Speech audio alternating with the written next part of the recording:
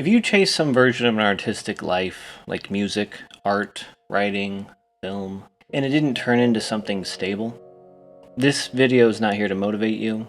There's plenty of places on the internet for that.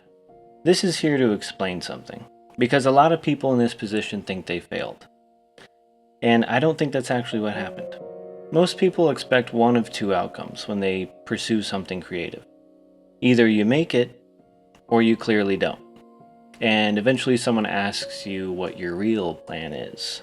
But there's a third outcome that no one really prepares you for.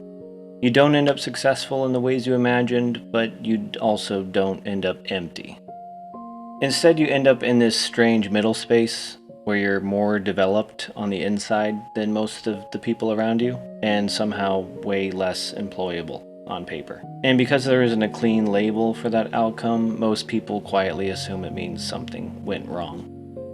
If you stayed on an artistic path for any length of time, you almost certainly develop traits like sensitivity, pattern recognition, taste, depth, emotional intelligence, and maybe an unusual amount of self-awareness, which sounds nice until you realize that none of that shows up very cleanly on a resume.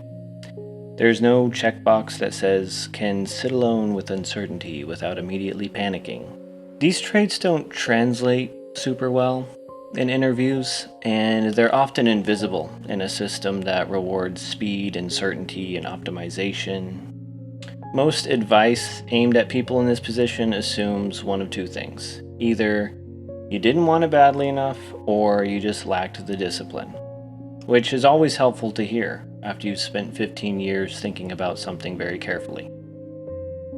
I actually don't think that explains most people here. I think a lot of artists were trained for a world that just kind of quietly stopped existing. A world where depth was discovered and not buried, and where taste developed slowly, and attention wasn't the main currency, and then blamed themselves for not surviving the transition. When you spend years developing depth in a system that now rewards volume, the problem isn't that you're broken, it's that the training doesn't match the environment anymore. So what actually happened is this.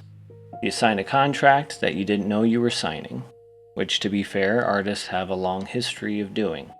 You optimized your life for depth, experience, expression, meaning, which at the time felt like the obvious choice, probably the only choice that didn't make you feel like you were lying to yourself, and that decision develops you internally in very real ways.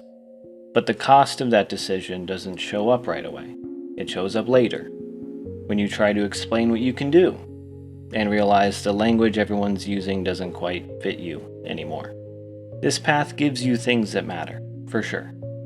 The ability to articulate inner states, a tolerance for ambiguity, a sense of coherence that doesn't rely on constant external validation. And they're not flashy skills. No one's giving out bonuses for emotional articulation or having a well-developed inner life. HR doesn't really know what to do with that.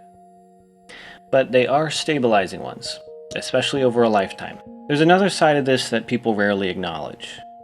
For a lot of people, this path also kept them from lives that technically worked, but felt empty. It kept them from numbing, from quiet despair, or from waking up one day and realizing you followed every rule and still don't recognize yourself.